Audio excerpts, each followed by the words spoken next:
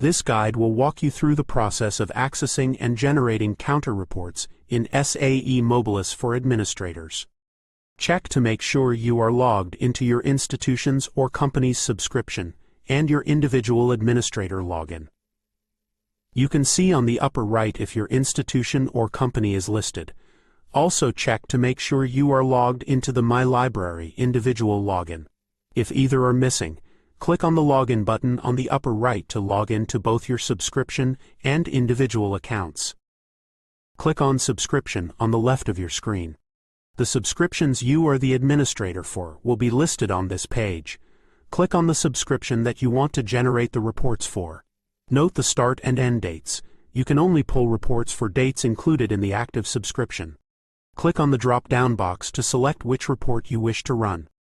Once you click on the box, the drop-down will appear and you can scroll to the individual report you are interested in generating.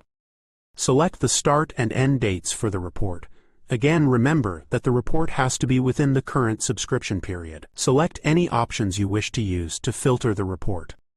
Select between CSV and JSON format for the report. Once all options are set, click Generate to have the report created.